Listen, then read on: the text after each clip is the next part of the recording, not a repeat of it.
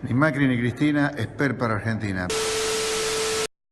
Javier, mira, y bienvenido, Justiniano Pozzi, un gustazo tenerte acá para charlar, más allá de que venís en el marco de esta tercera temporada de Escenas a la Charla, así que bienvenido, Justiniano Pozzi. Muchísimas gracias. Bueno, ¿cómo estás en este presente que te tiene por muchos medios, imagino previo a las PASO, mucha necesidad de consultarte por cuestiones político-económicas, ¿no?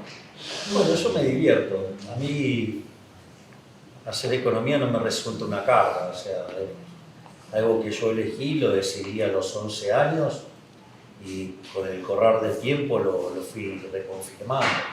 Por lo tanto, no es algo que a mí me genere algún desgaste más allá de lo físico, por decirlo de alguna manera. O sea, de hecho, casi que te diría, mi problema es, me divierto mucho. Y vale la pena. Obvio, sí, claro, vale la pena porque me divierto mucho. Che, Javier, 11 años me decía, porque ¿algún hecho puntual te marcó en la economía o para seguir este camino? La crisis de la tablita cambiaria. Claro, ahí. Con semejante despliegue, ver algunas cosas, aún siendo chico, te impresiona. Claro, por eso, ¿qué veías con 11 años que dijiste, che, yo, ¿qué quiero hacer con esto? Y vi varias cosas. La primera es que gente que de repente estaba muy bien pasó a estar muy mal. Gente que estaba muy mal pasó a estar muy bien. Sí. Y entonces dije, bueno, acá la clave está por entender qué pasa con la economía. Y eso, es más, cuando yo vi eso, dije, no, yo tengo que ser economista para entender de qué va esto. Y bueno, y ahí fue cuando decidí ser economista. Economista de una manera interesante, porque postulás permanentemente esto del anarcocapitalismo. Quería preguntarte primero cómo te encuentra esto a vos en tu vida, si lo abrazaste enseguida, si fue un proceso de descubrimiento. Es un proceso de descubrimiento. Friedrich von Hayek, Dixit. Sí. La verdad es que yo, en lo que tiene que ver con mi formación académica, yo, digamos, estudié el formato convencional. El hecho de dar clases de microeconomía desde los 20 años, eso me hizo trabajar muy fuertemente en mi formación neoclásica, por decirlo de alguna manera, con lo cual era un tipo con mucho microfundamento, con mucho equilibrio general, con mucha matemática. Es más, mi campo de especialización es el crecimiento con y sin dinero, o sea, todas cosas que tienen una carga matemática muy importante y además se trabaja muy fuertemente la optimización en concreto. Entonces, en ese contexto, yo la verdad es que me sentía muy frustrado con lo que pasaba con los números y lo que me decía la teoría económica. Porque cuando vos mirás la evolución del PBI per cápita en los últimos 2000 años, vos lo que ves es que el PBI per cápita, a lo largo de los primeros 1800 años, desde el año 0, después del nacimiento de Cristo, vos tenés que subió 40%. Y todo se concentró luego del descubrimiento de América, y eso te da una tasa de crecimiento del 0,02% anual, nada.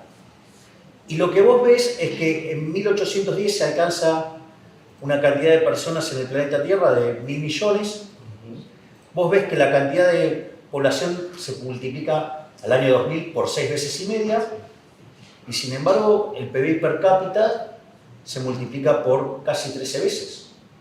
Debe decir, acá pasó algo.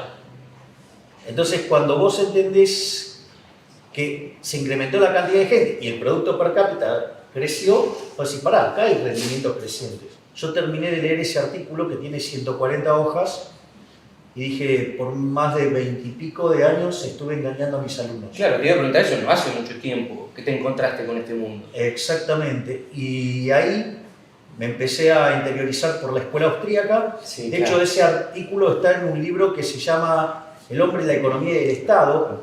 Vos fijate que ese libro tiene 3 tomos, pero el tomo 1 y el tomo 2, Rothbard lo que está tratando de hacer es una puesta al día del libro La acción humana de Mises. Y cuando hace el tercer tomo, que se llama Poder y Mercado, se vuelve anarcocapitalista. ¿Ves real la posibilidad de un Estado anarcocapitalista, Javier? ¿Lo ves posible, digo, en todas sus facetas? Sí, no necesariamente de corto plazo. Yo suelo decir que de corto plazo soy minarquista, pero que filosóficamente y con una visión de largo plazo, vinculado a mi perspectiva sobre el progreso tecnológico, veo absolutamente factible que en algún tiempo futuro se puedan abrazar las ideas del anarcocapitalismo. Javier, ¿y qué te pasa en estos momentos en que estamos a la víspera de unas elecciones?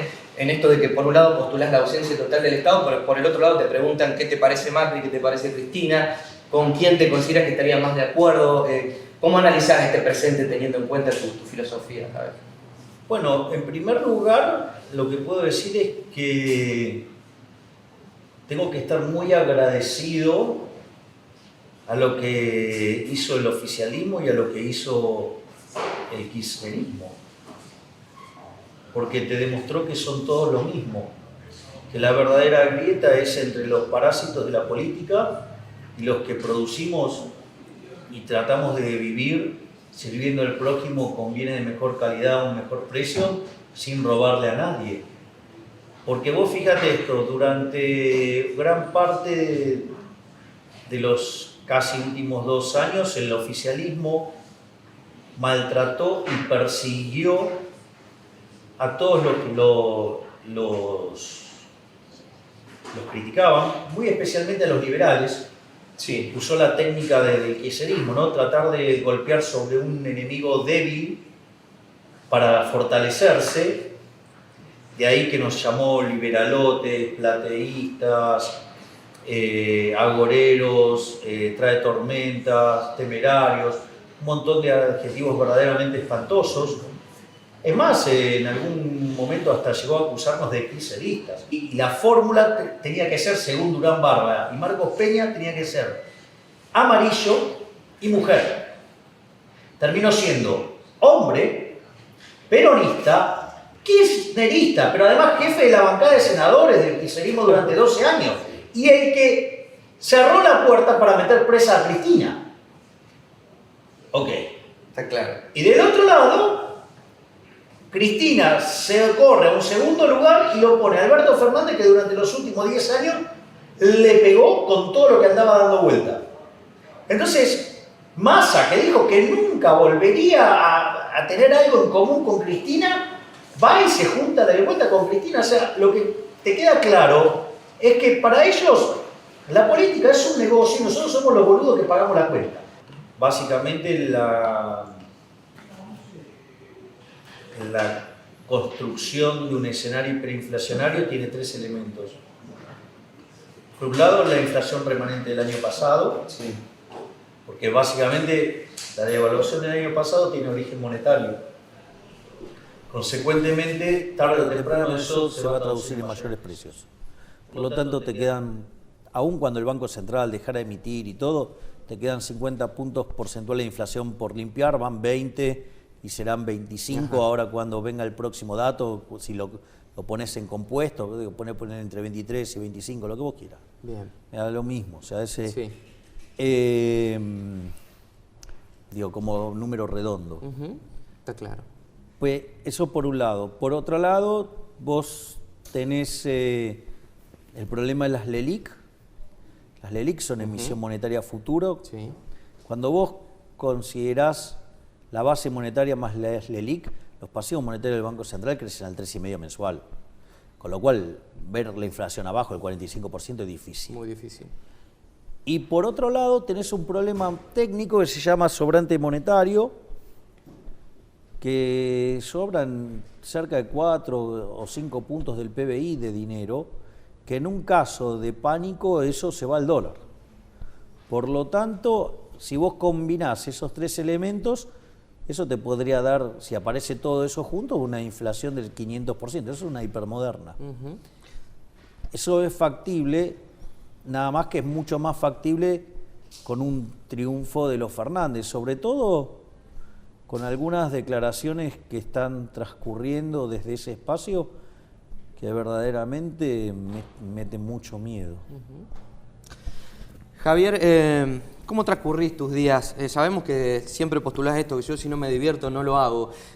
¿Por qué elegiste en este caso venir acá y cómo ves al interior de la Argentina una vez que salís de Buenos Aires?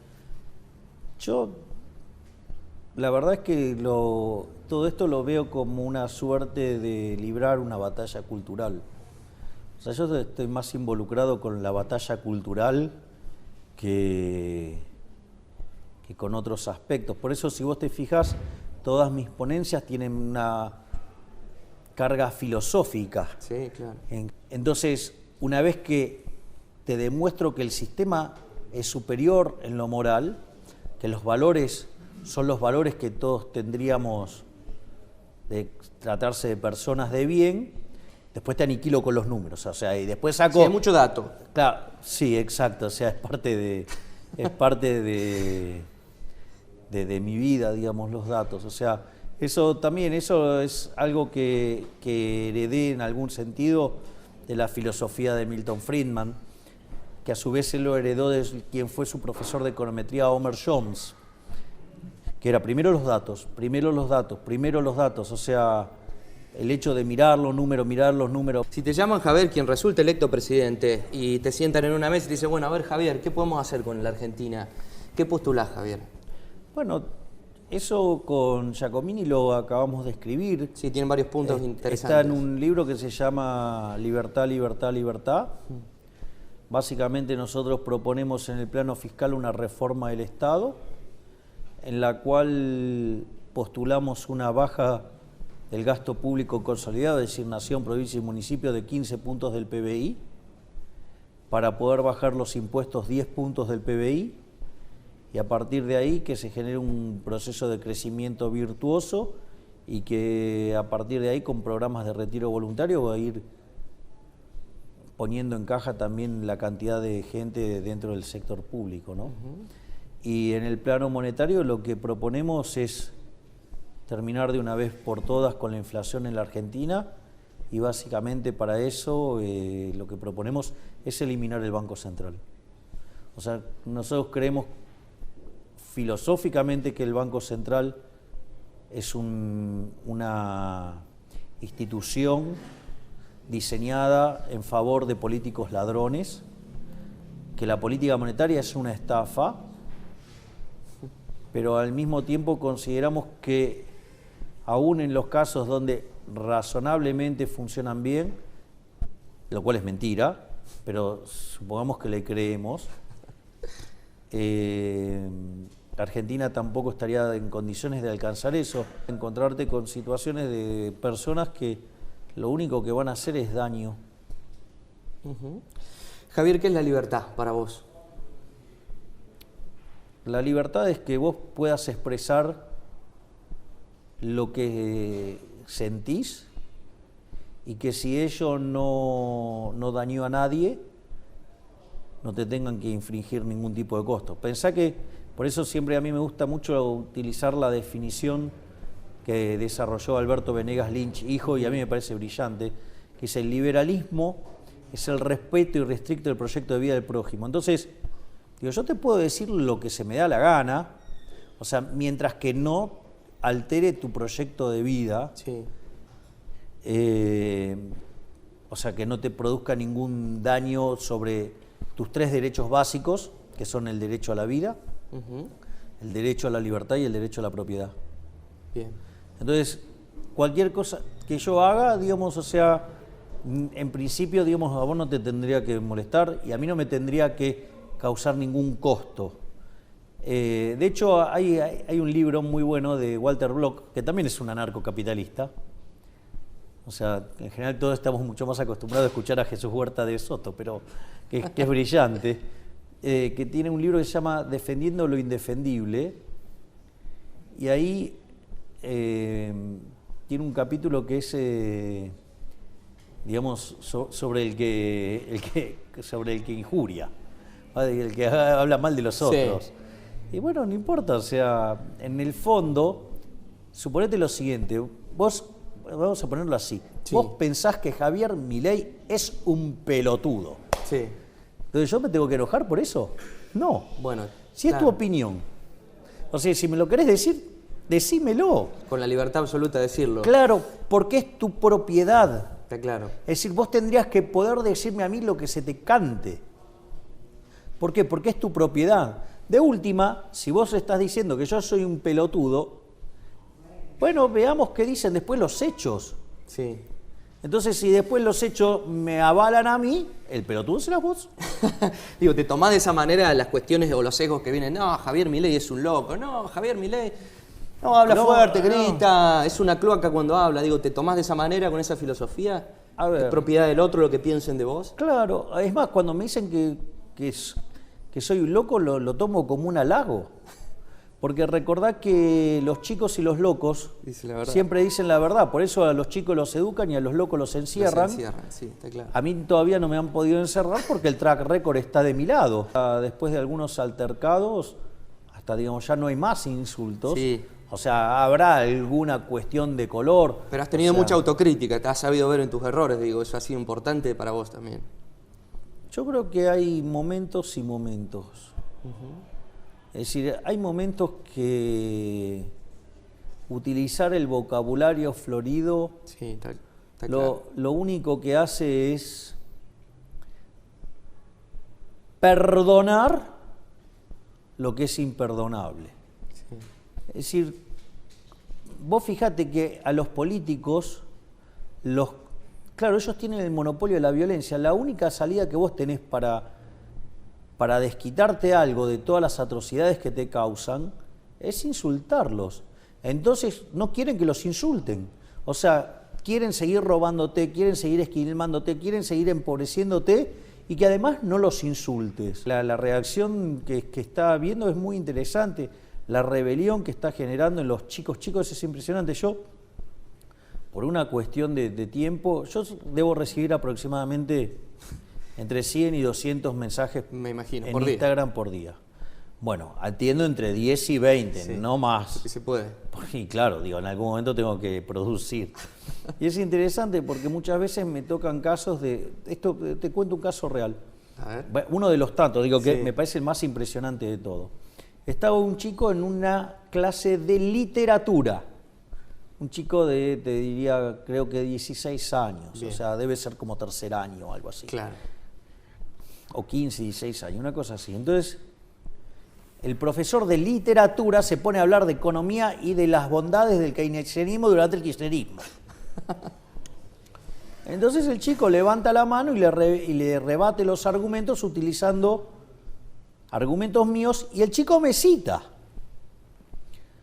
En ese momento el profesor lo empieza a insultar, lo empieza a maltratar, le hace bullying, literalmente. Pero a diferencia del surderío que se victimiza, los nuestros son valientes. Entonces, cuando terminó la clase, bueno, el profesor dijo que al otro día le iba a explicar el multiplicador y todas esas cosas. Sí. Entonces, el chico me escribe y me dice, me cuenta la situación y que el profesor iba a hablar sobre el multiplicador, cómo él podía rebatirle eso. Entonces le digo, bueno, mira, vos podés ir y bajarte un libro que se llama La economía en una lección, te lees las dos primeras lecciones. La primera es la lección y la segunda es los beneficios de la destrucción, que básicamente lo que hace es demostrar que toda la hipótesis del multiplicador es una estupidez. Bien. Entonces le digo, y si la querés hacer mejor, para que cuando tu profesor te confronte lo llevas a la evidencia empírica. La evidencia empírica la vas a validar con tu profesor. Le digo, lo único que te pido es que hables con tus padres y valides con tus padres lo que vas a hacer, Bien. porque es probable que termines en la dirección. Entonces, ¿cómo era la validación empírica? Porque después esto pasó efectivamente. Entonces, el profesor presentó el multiplicador, el chico se lo rebatió, lo dejó en ridículo, y frente a la violencia que experimentaba el profesor, dice, no, bueno, está bien, pero vamos a ir por la evidencia empírica. Le dice, como usted cree en el principio del multiplicador, hagamos esto, vamos con todos mis compañeros hasta su auto y vamos todos con piedras y lo rompemos todo a piedrazos. Y como el multiplicador keynesiano es tan fabuloso, o sea, romper el vidrio va a estimular la industria del vidrio, Claro. romper la chapa va a estimular la industria de la chapa, romper los asientos va a estimular la industria del cuero y así sucesivamente. Bueno, el chico terminó en la dirección. Pero, de vuelta, ese profesor, que lejos de ser un profesor, es un lavador de cerebros. Y esa revolución está tomando lugar. ¿Y te ves vos, Javier, en esos chicos? A los 11 años me dijiste, me cambió la vida y empecé a ver la economía. Digo, ¿te ves vos en esos chicos que ahora te mandan por Instagram un mensaje? Y en parte sí, me siento muy identificado. Pero es interesante eso, porque vos sabés que a mí me parece muy loco, viste que yo suelo citar muchos a los autores sobre los cuales pivoteo el concepto. Sí.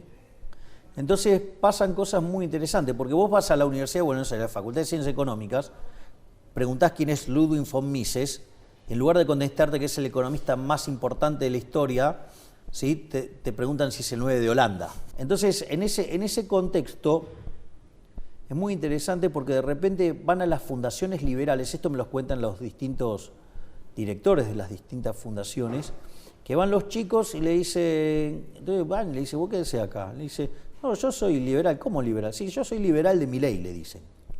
Ah, bueno, ok. Dice, una nueva escuela. Claro, dice, ¿y a qué venís? No, bueno, lo que pasa es que yo vengo acá para conseguir material de Rothbard, quiero leer Rothbard. Mirá vos. Listo, o sea, entonces digo... Ya está, decís vos. Digo, es parte de la batalla, o sea, yo no creo que esto esté ganado ni nada por el estilo, yo creo que esta pelea es incansable, los colectivistas no se van a rendir fácil. Entonces, bueno, hay que dar la pelea y hay que seguir desenmascarándolos, hay que dejar en evidencia que son unos ladrones, hay que decírselos en la cara. Yo se los digo en la cara, o sea, mi vida, esa es la parte no divertida de mi vida, ¿no? Digamos, las consecuencias que tengo en mi vida personal como consecuencia de decirles en la cara lo que hay que decirles. Presiones directamente, amenazas. Sí, claro, obvio. Cierro con esto. ¿Qué no debe faltar en un día de Javier Milei en esto de que hay que divertirse todos los días? Abrazarme con los 5 seres más maravillosos que hay en esta tierra, que son Conan, Murray, Milton, Robert y Lucas. Y cuando está mi hermana, también con mi hermana. Bueno, muchas gracias, Javier. Gracias. ¿A quién votamos? Es para el presidente. Ser presidente es ser presidente, es ser presidente. Quiero que comience a gobernar. ¡Viva la libertad, carajo! ¡Es presidente!